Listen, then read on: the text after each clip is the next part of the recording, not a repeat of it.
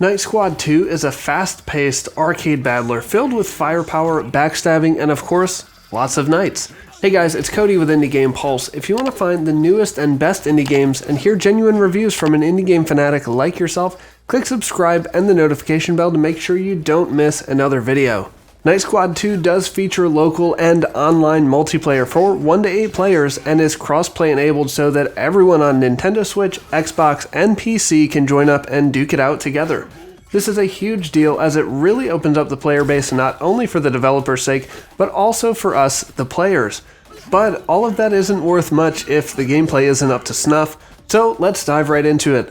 The controls are very simple. You can use either the X or A button on an Xbox controller to swing your sword with a short cooldown between swings, and you can use either trigger to deflect incoming blows with your shield. Movement and aiming are done with the left stick, and while playing on a controller, it seems you can only aim in the direction you're moving.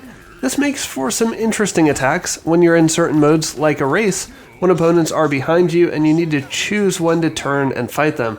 Your objective is not always to get the most kills, and there are 13 different game modes to choose from. We'll quickly go through all the different game modes in a moment, and I'll highlight which ones stood out to me as the most fun.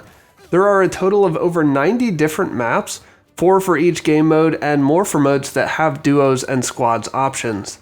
They feature different biomes and hazards, such as slippery ice on the winter maps, and mud pits that slow your movement in the desert. But all the maps share that they have some solid walls, some breakable obstacles, and there is a nice variety of layouts to keep things interesting. As far as the characters go, there are a total of 15 knights to choose from, 8 of which are unlocked as soon as you boot up the game. The others don't outright tell you how to unlock them, but it's pretty easy to read between the lines here. They do not have unique powers or abilities, but they do have a cute little bio and a special celebration when they win.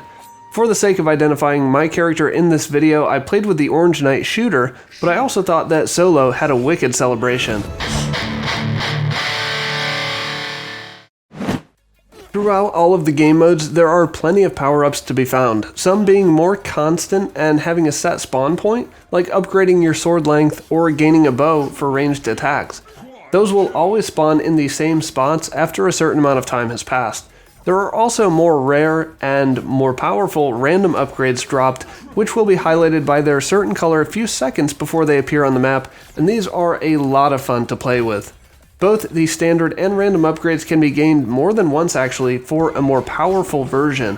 My favorite upgrades were the bazooka, because who doesn't love those, and the kamikaze power-up, which lets you kill everything you touch for a couple seconds before exploding into smithereens.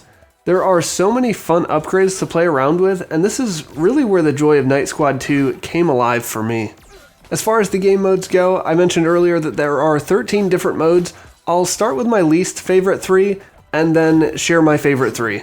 So Painter is a mode that has you running around, and while you're killing others, you're also painting the floor with your specific color.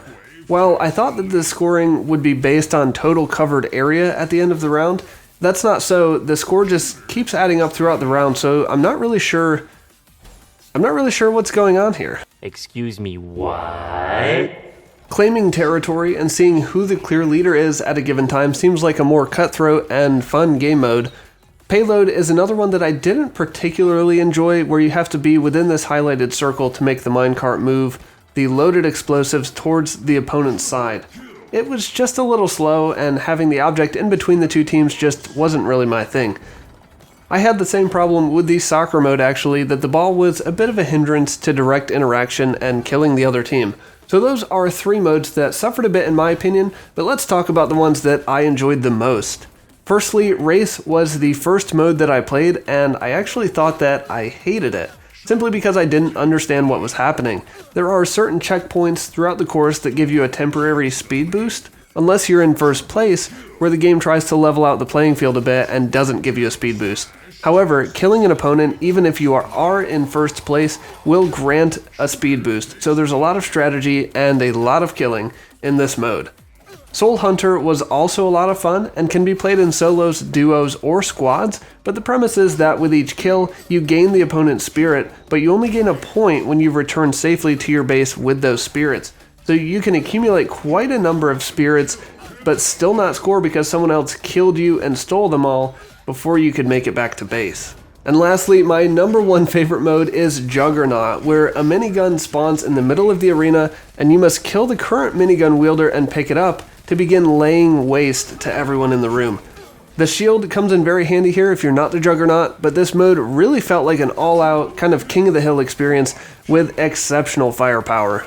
Along with all 13 of those game modes, you can also run a tournament, as is necessary when playing a game filled with knights, and the game will randomly select game modes to be played until one knight has reached 3 victories. Each game mode itself took around 3 minutes, so a tournament could last anywhere from like 10 to 30 minutes, I suppose, but it was fun to kind of keep track of how many points everyone had when I did run a tournament. So the question is, should you play Knight Squad 2? Yes, but with a caveat. You may enjoy this game for an hour or two in solo play, but I will wholeheartedly suggest this game to folks who have friends that they know will join in the fun. I may even break this one out at my house for some local co-op to replace Overcooked or Moving Out at times, as it's very accessible and easy to get into. If some of you are grabbing this, let me know in the comments or in our Discord, and I'd love to play together or work out a stream so we can all have a large group playing it. That's going to do it, guys. Thank you very much to my 561 subscribers for your support, and I look forward to getting to know more of you soon. For more top indie game countdowns and reviews, check out the videos on your screen now, and I'll see you on the other side.